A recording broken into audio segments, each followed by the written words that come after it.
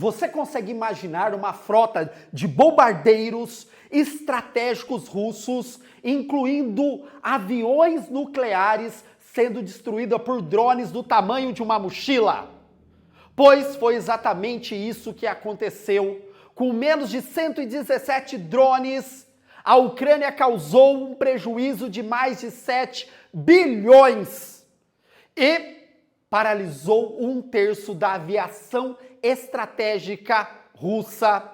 E o mais chocante, tudo isso foi orquestrado bem ao lado da sede da FSB, que hoje substitui a KGB.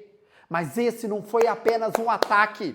A Operação Teia de Aranha inaugura um novo capítulo da Guerra Moderna, onde a inteligência, drones e IA redefinem a guerra moderna e o poder militar. Gente, estamos vendo o nascimento de uma doutrina de guerra assimétrica de precisão. E a Rússia, uma superpotência nuclear, acaba de ser o primeiro alvo desse novo paradigma. Desde 2022, exatamente dia 24/2, a Rússia aposta em bombardeios de longo alcance, com grandes aviões para esmagar a infraestrutura ucraniana. E está conseguindo. Essas aeronaves utilizadas pelos russos são relíquias lá da Guerra Fria. Foram pensadas para missões intercontinentais e formavam o coração da dissuasão estratégica russa. Só que a Ucrânia percebeu uma fraqueza no sistema. Essas aeronaves estavam mal protegidas, espalhadas em bases gigantescas dentro de um país com milhares de quilômetros de fronteira porosa, onde se vai para um lado e vai para o outro sem proteção. Gente, a Rússia investiu bilhões em sua aviação estratégica, mas deixou vulnerável, ou mais básico, segurança interna e defesa contra infiltração de baixo custo, como os drones, enquanto construía tanques e mísseis hipersônicos, negligenciou o fator humano, a inovação tática, o resultado, um golpe devastador aplicado com drones civis modificados e inteligência de campo. A Ucrânia, com o apoio da sua inteligência, passou 18 meses planejando o ataque. A missão: infiltrar plataformas móveis camufladas em território russo e lançar os drones de pontos simultâneos e evaporar a aviação russa.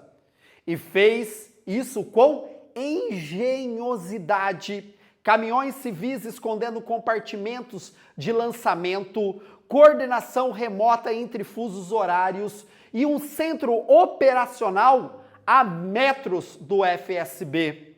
Você tá vendo isso daqui? Um drone. Drone simples, cara, que a gente tem aqui.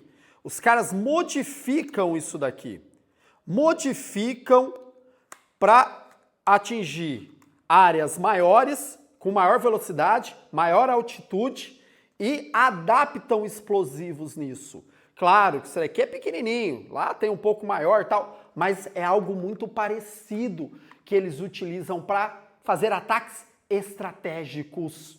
Com menos de 10 milhões de dólares em drones FPV, a Ucrânia neutralizou bilhões em aviões russos, incluindo as aeronaves A-50, praticamente insubstituíveis. A comparação é brutal. Enquanto Moscou ainda depende de arsenais do século XX, Kiev está adaptando ferramentas do século XXI, baratos, velozes e quase invisíveis. Resultado, 41 aeronaves russas foram tiradas de combate. Significa 34% da frota estratégica. E uma mensagem é clara: nem mesmo o Ártico ou a Sibéria são zonas seguras. A Rússia agora se vê obrigada a dispersar sua aviação, reforçar suas defesas e repensar sua própria doutrina. A guerra, até então centrada em Donbass, chegou no coração do território russo. A resposta de Moscou foi caótica por enquanto. Censura, contradições e uma tentativa de minimizar o impacto. Mas, gente, tem vídeo, tem imagem e não é inteligência artificial, não. O Kremlin está preocupado. Para dar uma resposta, a Rússia intensificou seus ataques, lançando mais de 472 drones contra a Ucrânia. Uma retaliação mais emocional do que estratégica. A Operação Teia de Aranha pode ter marcado o início do fim da era dos grandes arsenais. Em vez de tanques ou caças invisíveis, são drones camuflados e inteligência embarcada que estão reescrevendo as regras da guerra. Se esse tipo de operação puder ser replicado, quantas superpotências estão realmente seguras, hein? E aí, Estados Unidos? Quer entender, gente, como essas tecnologias estão redefinindo o campo de batalha e as futuras guerras? Cara, é só seguir, é um canal de educação que é antenado em geopolítica, geografia e atualidades. Se inscreva para entender a guerra na Ucrânia.